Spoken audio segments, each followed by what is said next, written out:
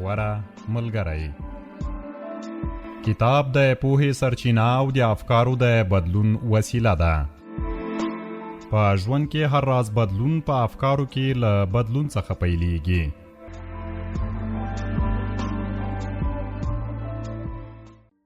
سلامونه درنو اوریدونکو، په دې هیله چې روغ جوړ خوشاله بیاست، په دې هیله چې د ژوند چارې مو په خیر تیریږي. د غوره ملګري خپرونه شروع سوه. په دې خپرونه کې به تاسو ته د کورنۍ او د ماشوم روزنې کتاب څخه دریمه برخه وړاندې کوم چې دا کتاب حمید الله حمیدي ژباړلی دی. په دې هیله چې تر پای را سره ملتیا وکړئ ترڅو تاسو وکولای شئ چې د خپل کورنۍ او د ماشومانو د روزنې په اړه ګټور مطالب واورئ. نو په انتظار مو نه پاته کوم، د کتاب دریمه برخه تاسو ته شروع کوم. د خاوند او میرمنې ترمنځ تیروتنې. اول، تل او یا د هیڅ کله کلمو کارول. د بیلګې په توګه، ته هیڅ کله هم له ما څخه مننه نه کوې. دویم، پټې خو نیش لرونکي خبرې. د بیلګې په ډول، رفتار دې سم کړه، ډېره هڅه وکړه چې ځان سم کړې، ما درک کړه، ما ته ډېره پاملرنه وکړه، پر ما مهربانه اوسه. دریم، کنایه یا تانه او ورته سپکاوی کول.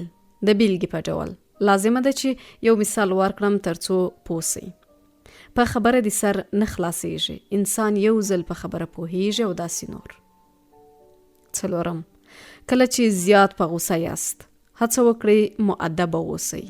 که د غوسې پر وخت مو له خولې بدې خبرې ووځي، معلومه خبره ده چې مقابل طرف هم چوپ نه پاته کېږي او هغه شرم چې له تاسو څخه یې لري نور ورته اهمیت نه لري او په ورته عمل لاس پورې کوي. پنځم، له اندازې زیاتې پوښتنې او قضاوت کول. د بیلګې په توګه، ولې دې دا کار کړی؟ ولې دې هغه کار کړی؟ او دې ته ورته نورې پوښتنې. شپږم، د دې پر ځای چې د حل لاره پیدا کړئ، په دې پسې ګرځئ چې ولې دغه کار تر سره سوی، ترڅو مقابل کس مقصر وپیژنئ.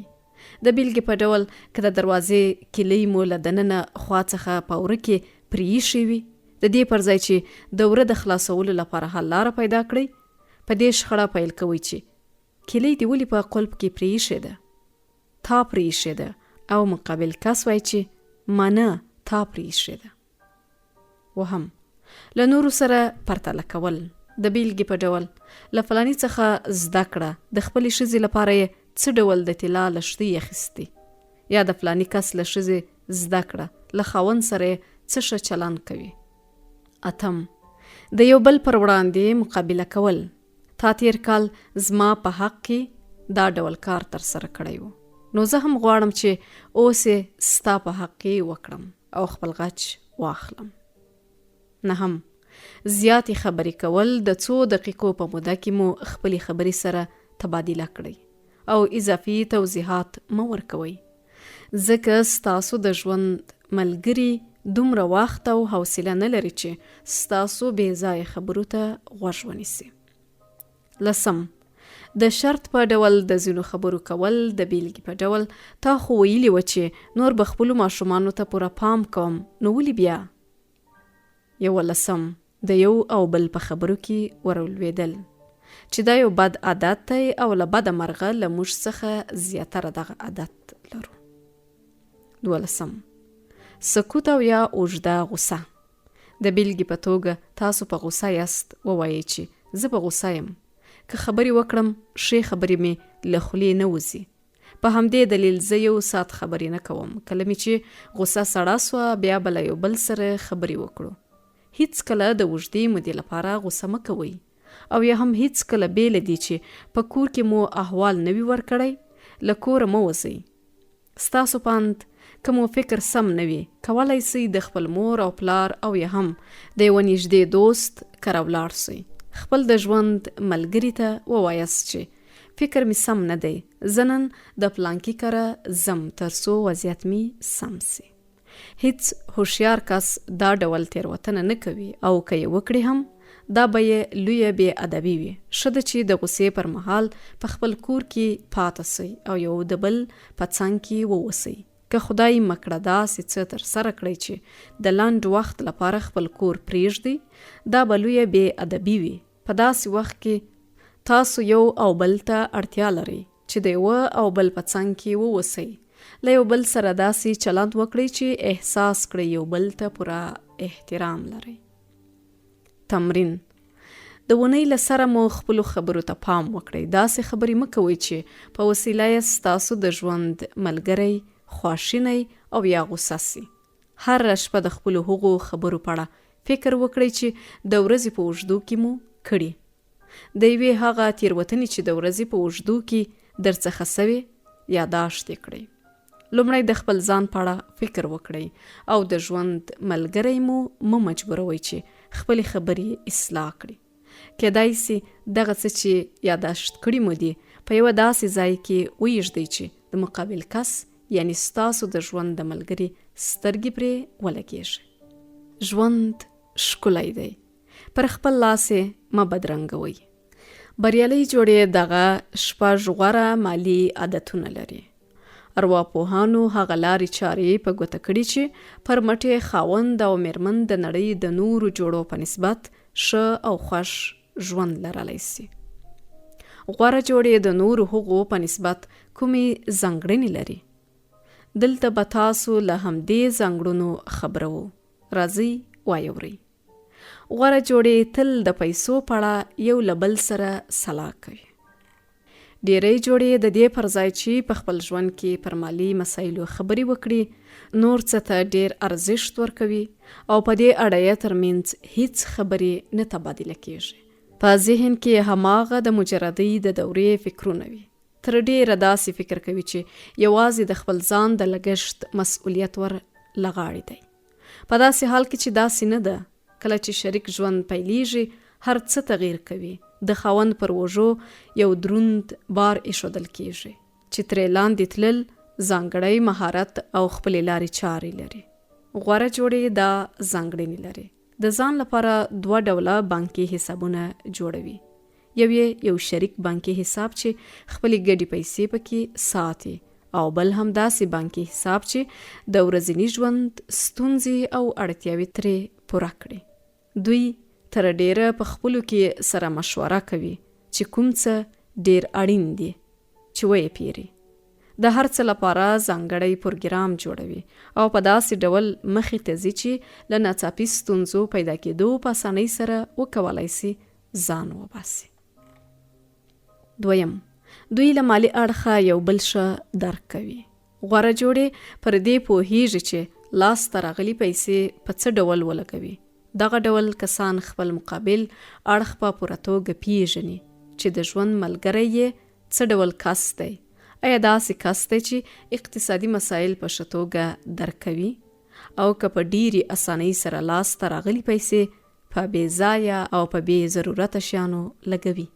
هغوی له یو بل سره مرسته کوي چې څنګه کولی سي له اقتصادي ستونزو ځان وباسي او حل لارې چارې ورته پیدا کړي. 3. شریک بانکي حساب. غوره جوړې په خپل منځ کې یو شریک بانکي حساب لري او تر ډیره فکر کوي چې دغه حساب کولی سي دوی سره نږدې وساتي. دغه ډول شریک بانکي حساب د دوی لپاره ضروری هم دی، ځکه چې کولی سي د خپل ورځني ژوند هغه پیسې چې دوی یې باید له خپل حسابه ورکړي، لکه د برېښنا بیل، د خوراکي توکو لګښت او نورې ورځنۍ اړتیاوې له همدغه بانکي حسابه خلاص کړي. دغه راز دوی هره میاشت خپلې ګټلې او د لګښت پیسې سره محاسبه کوي ترڅو خپلو موخو ته په اسانۍ ورسیږي او له کومې جدي ستونزې سره مخ نسي. 4. پیسې وسیله ده، نه هدف. غوره جوړې پر دې پوهیږي چې پیسې یوازې د دوی لپاره یو ډول وسیله ده. دوی دا په ښه توګه درک کولی سي چې د پیسو په وسیله یوازې کولی سي خپلو موخو ته ورسیږي او خپلې ورځنۍ چارې په اسانۍ مخ ته بوځي. دوی هیڅ کله هم دا فکر نه کوي چې پیسې دې دوی خوښ وساتلی سي، بلکې مادیات یوازې د ژوند د پرمخ بیولو یوه وسیله بولي. ښکاره ده چې پیسې هیڅ کله هم چاته خوښي نسی وربخښلی. ډیری داسې کسان سته چې له مالي اړخه ښه پر ځان بسیا دي، خو له خپل ژونده یې خوند نه دی اخیستی. تل ژوند له کړاوونو او ستونزو ډک دی. ډېری نورې اسانه لارې چارې دي چې په عملي کولو سره یې کولی سئ له خوښیو ډک ژوند ولرئ. 5. د تفریح او چکر لپاره پیسې. که غواړئ چې تاسو هم د دې ډول جوړو په څیر سئ، باید د ژوند یوه برخه مو میلې، چکر وهلو، پارک ته د تلو او نورو هغه څه ته ځانګړې کړئ چې تاسو پرې خوشحاله کېدای سئ. که تاسو له روحي اړخه آرام وئ، کولی سئ په ډېرې اسانۍ خپلو مالي ستونزو ته د حل لاره پیدا کړئ او لا پرمختګ وکړئ. له دې سره په څنګ کې د ورځې یو ځانګړی وخت د ورزش لپاره هم ځانګړی کړئ. او که وخت نه لرئ، بسنه کوي لږ تر لږه د ورځې د نیم ساعت لپاره پلي وګرځئ. 6. سپما کول. له سپما څخه موخه دا ده چې له پیسو په سمه توګه ګټه واخیستل سي. تاسو پوهیږئ چې کوم شی څه وخت وپیرئ، یا په بله وینا له اخیستلو مو موخه څه ده. سخي واوسئ، خو له خپلو پیسو سره بې باکي مه کوئ. د نورو خلکو په غوښتنه مو د ځان لپاره شی مه اخلئ. کله مو چې ورته اړتیا پیدا سي، هغه وخت بیا کولی سئ د خپلې خوښې وړ شی وپیرئ. د ماشوم د شخصیت په وده کې د کورنۍ ارزښت. کورنۍ لومړنی ټولنیز بنسټ دی چې د انسانانو د تکثر او تکامل پړاوونه پکې پیل او پای ته رسیږي. کورنۍ د ټولنې یو کوچنی واحد دی چې سره له پورته مواردو نور مسؤلیتونه هم لري، لکه د اقتصادي بني لوړوالی، د کلتور او ارزښتونو ساتل او وده او داسې نور. نو له همدې امله کورنۍ د وګړي او ټولنې او نورو بنسټونو ترمنځ د ټولنیزو ارزښتونو د لیږد دنده سرته رسوي. دا چې کورنۍ او ټولنه ټینګې اړیکې سره لري، نو د وګړي دریځ هم تر ډیره بریده د ټولنې په دریځ پورې اړه لري.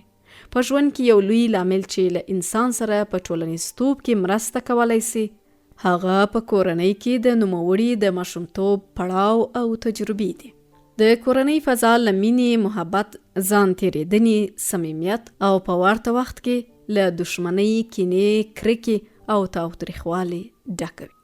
ماشومتوب ټولنیز عواطف او احساسات له مور او پلار، خویندو او ورونو سره یو ځای تجربه او زده کوي.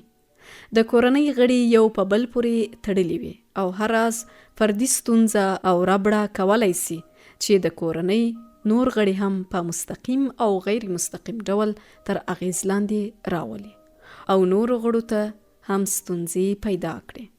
همدا ډول کورنۍ له هغې اغیزې څخه چې لري، کله ناکله د رواني اختلالونو په رغولو کې هم مرسته کولی سي.